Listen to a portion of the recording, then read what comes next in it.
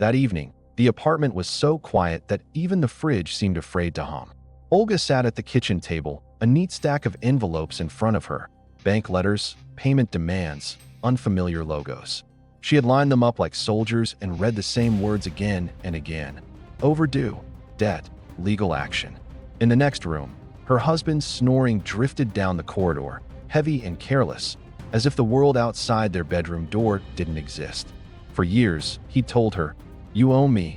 I'm your husband," whenever she dared to ask about their money. Tonight, for the first time, she knew exactly who owed whom. Hello, dear friends. I'm Rachel Collins, and this is a new story about revenge and justice. Don't forget to like, comment, and subscribe for more emotional life stories. Before the phone calls, the envelopes, and the collectors at the door, Olga's life had been ordinary and, in its own way, happy. She was 52, worked as a senior cashier in a small supermarket, and lived with her husband, Sergey, in a modest two-room apartment on the outskirts of the city. Mornings began early. The smell of coffee, the soft clink of cups, the quiet hiss of the iron as she smoothed his shirts. She liked to bake on weekends, cinnamon rolls, apple pies, simple cakes, filling the kitchen with warmth and the smell of yeast and sugar.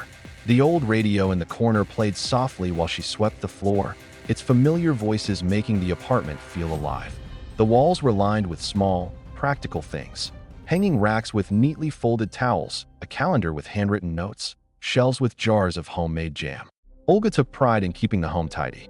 Her hands were always doing something, cleaning, cooking, mending, as if stillness might cause everything to fall apart. Sergey worked in sales. At least, that was how he described it.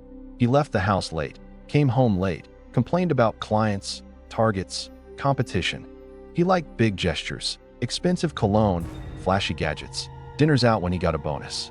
He also liked to remind Olga that he was the man of the house.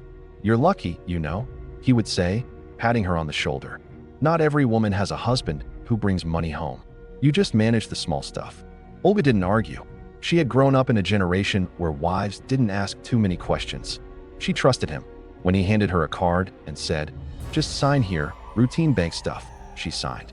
When he said, "I'll take care of the bills, you just keep the house," she nodded. Life moved in its familiar rhythm. Work, home, dinners, small anniversaries. If there were cracks, she didn't look too closely. They began as tiny things, a bill left unpaid by accident, a credit card statement with a higher balance than she remembered. Sergey would wave it off. "Installments," he'd say. "I'm restructuring some payments. Don't stress, I'm handling it." And she believed him. For a while, the first real blow came in the form of a phone call. Olga was at work, stacking goods on a shelf, when her mobile rang. An unfamiliar number flashed on the screen. She stepped into the back room and answered. "Is this Olga Ivanovna Sokolova?" a formal voice asked. "Yes. We are calling about your overdue payment on loan number 547. "I think you have the wrong person," Olga interrupted politely. "I don't have any loans." A brief pause. "The contract is in your name," the voice said. "Taken 3 years ago from our bank branch on Central Street. The debt is now." The number that followed made Olga's knees weak. "There must be a mistake," she whispered. "Please contact our office within 10 days to avoid further measures," the caller concluded. She hung up, hands shaking. That evening, she asked Sergey about it as they sat at the kitchen table. He was scrolling through his phone, not really looking at her. "They called me from some bank," she began cautiously. "They said I have a loan. In my name. I never took one." Sergey didn't look up. "Oh, that. It's just paperwork. I had to put one of the business loans in your name for a while because my credit limit was maxed out. It's all under control." "In my name?" Olga repeated. Without telling me, he finally set his phone down, annoyed. "Don't start. I told you about it back then. You just don't remember.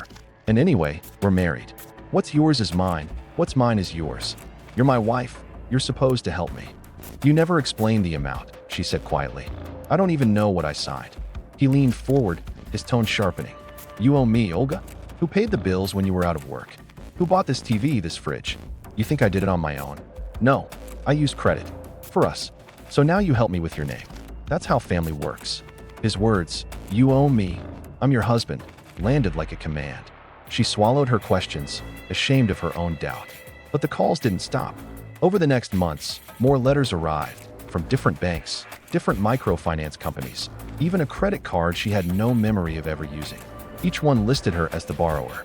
Every time she confronted Sergey, he had an answer. That's from ages ago, almost paid off. They're mixing something up, I'll sort it out. It's just collectors trying to scare you. Ignore them. He never showed her the full documents. When she asked to see the contracts, he would snap, I told you, I'm handling it. Stop acting like a child. The turning point came when collectors showed up at her work. Two men in cheap suits waited near the entrance. One stepped forward as she was leaving. Olga Ivanovna, he asked. Yes. He held up a folder. We need to discuss your debt. Her co-workers watched curiously. Humiliation burned in her cheeks. This is not the place, she said tightly. I don't know anything about this. We can talk in the office, he replied. Or we can talk in court. Your signature is on all the contracts. That evening, her boss called her in. We have a reputation here, he said, not unkindly. I can't have people coming to the store like this. Sort out your finances, Olga. I don't want to lose a good worker, but the unspoken threat hung in the air. She went home, heart pounding, feeling as if the walls of her life were closing in. Sergey was watching TV, feet on the table. They came to my work, she said, voice shaking. Collectors. They showed me papers with my name on them. They said there are several loans, and late payments, and penalties. He shrugged. They exaggerate. It'll be fine. No, she said, louder than she intended. It won't be fine. I could lose my job. My name is on those documents. I want to see everything. Now, his eyes narrowed. You're in no position to demand anything, he said slowly. Everything I've done for us. You have a roof over your head because of me. You eat because of me. So if I used your name a few times, so what? You're my wife. You're obligated to help. That's what for better or worse means. Or did you forget? Olga stared at him, something inside her finally snapping. He had just turned betrayal into duty, lies into help, and her fear into ingratitude. In that moment, she realized two things. First, that she could no longer trust a single word he said about money. And second, that if she didn't act, she would sink, alone, under debts she had never knowingly taken. When he refused again to show her the papers, she waited until he fell asleep, snoring heavily. Then, quietly, she got up, turned on the small hallway light, and went looking. Sergey's carelessness, which had hurt her for years in small ways, became her first ally. He had nothing particularly well. In the wardrobe, behind a stack of shirts, she found a folder. In the desk drawer, under old bills, she found another. In the bedroom nightstand, a third. She gathered them on the kitchen table, heart beating fast. For the first time, she studied them like the documents of a stranger. Loan agreements, credit card applications, microloan contracts with insane interest rates. Her name at the top, her passport details, her signature at the bottom. Only, some lines didn't look quite right. On certain pages, the handwriting slanted differently. Letters were formed in ways she didn't remember writing them. Dates didn't match her memory. She brought out old forms she knew she'd filled. For work and her pension. Compared carefully. On at least a few contracts, the signature that was supposed to be hers was similar, but not identical. Her gut twisted. He hadn't just talked her into signing things she didn't understand. At some point, he had started signing for her. Her hands shook, but her mind grew oddly clear. She took a small notebook and began to catalog everything. Loan company, date, amount, interest, and whether the signature looked like hers or an imitation. She marked what she remembered signing, back when she still trusted him blindly, and what she was sure she hadn't. By dawn, she had a timeline and a rough total. It was more money than she would earn in 10 years. She went to work on almost no sleep, moving through her tasks like a ghost. After her shift, instead of going home, she went to a legal aid office she knew from helping a coworker once. The woman there, a young lawyer named Anna, listened quietly as Olga haltingly described the situation. Do you have the contracts? Anna asked. Yes, Olga said. I made copies. They spread them out on the desk. Anna's eyes narrowed as she compared signatures, dates, and the order of loans. You're not the first woman to sit in this chair with this story, she said softly. Husbands using wives' names, hiding papers, relying on their trust. But you have something important. You came before the court did. And some of these signatures, she pointed. They're not very good imitations. Olga swallowed. What can I do? Anna outlined options. She could file a police report about possible forgery. She could write to each bank and microfinance company, demanding copies of the original applications and explaining that some had been taken without her knowledge.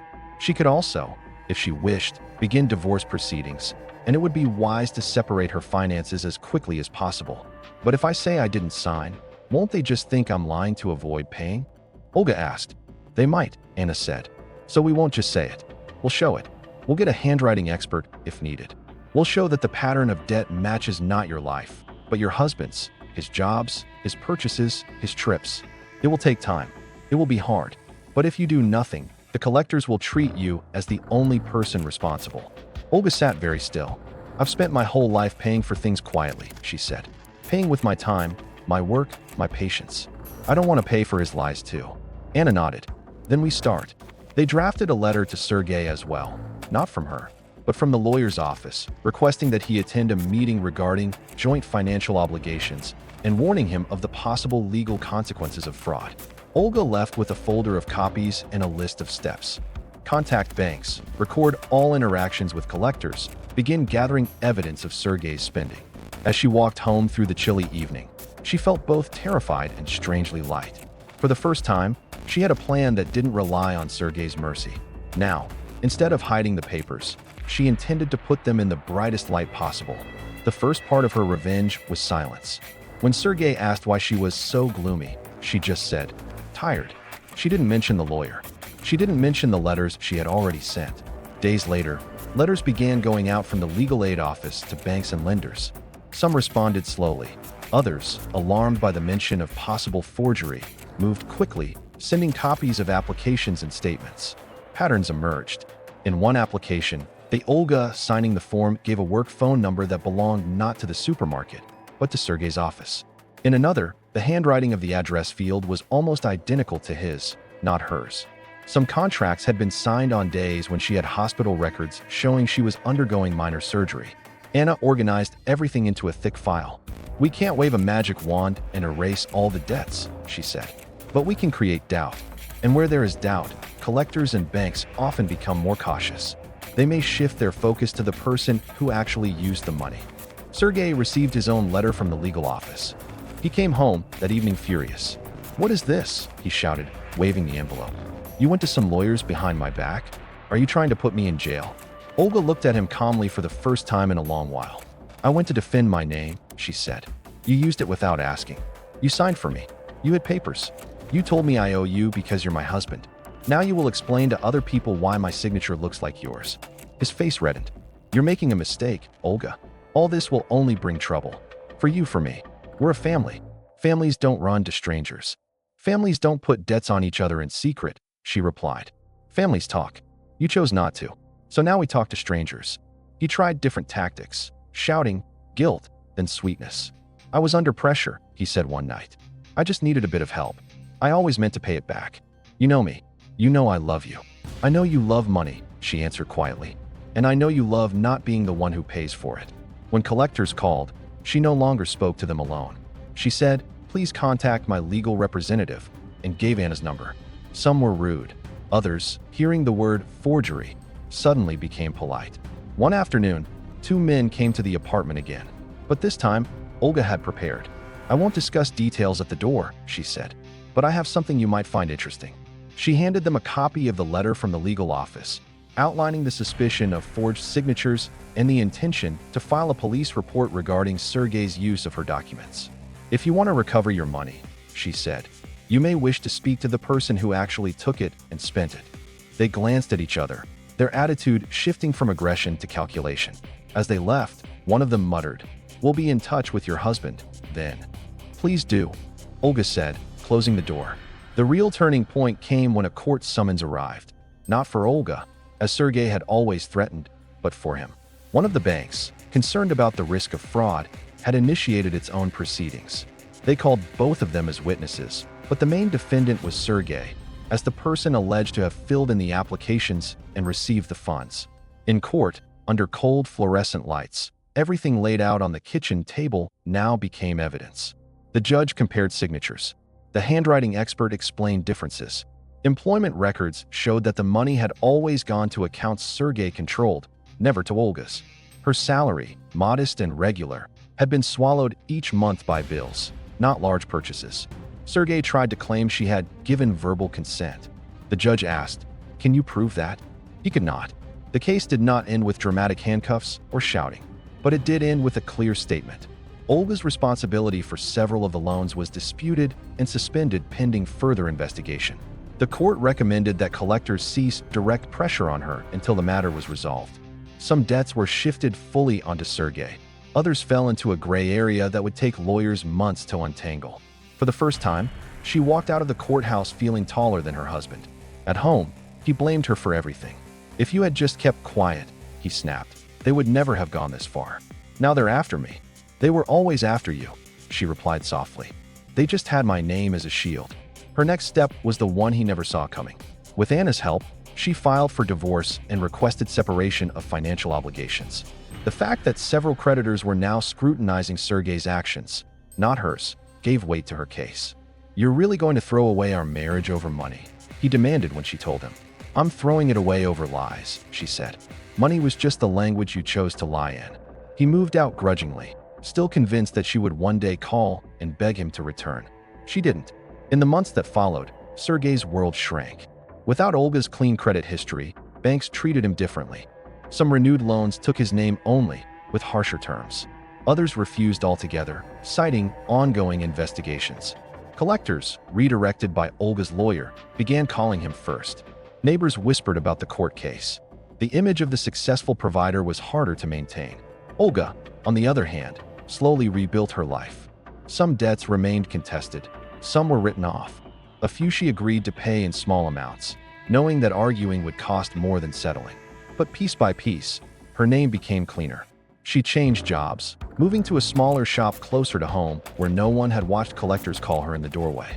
She learned to read every document before signing, to ask questions, to say, "I need time to think," instead of "my husband said it's fine." Her evenings became quiet in a different way. No more loud TV news. No more lectures about how much she owed anyone. She discovered she enjoyed listening to audiobooks while she baked, the stories keeping her company as the smell of fresh bread filled the kitchen. Sometimes, late at night, she thought about how easily her life could have gone another way. If she had continued to sign whatever Sergei put in front of her, if she had been too ashamed to seek help, she might have lost not just her job, but her home, her pension, her peace. Sergei, meanwhile, drifted from one rented room to another. Friends grew tired of lending him money. Creditors grew less patient. On rare occasions, he called Olga, switching between charm and anger. "You ruined me," he would say. "You did that yourself," she would answer. "I just stopped letting you ruin me with you." Over time, the calls stopped. Years later, Olga's kitchen still smelled of coffee in the mornings and baked goods on Sundays. The table where she had once laid out terrifying envelopes now held crosswords, recipe books, and, occasionally, letters from other women she had quietly helped. Co-workers, neighbors, cousins, all with stories that began with trust and ended with unexpected debts. She never became a lawyer, but she became something else, a quiet warning. "If someone tells you, 'You owe me, I'm your husband,'" she would say gently, "ask to see the papers he's signing in your name. Love is not a contract you sign blind." She didn't celebrate Sergei's difficulties. She didn't follow his life closely. It was enough to know that the shield he had used, her clean name, no longer stood between him and the consequences of his choices. Her revenge had never been about destroying him. It had been about stepping out from under the rubble he had stacked on her shoulders and letting it fall where it belonged. Evil words, "You're my wife, you're obligated," had returned like an echo, leaving him alone in the debt he had created. Olga, meanwhile, found a new kind of wealth, the calm of a small, honestly earned life, where every signature was her own and every promise was made with eyes open. Thank you for listening. Do you think she went too far, or did she simply take back her justice? Share your thoughts in the comments.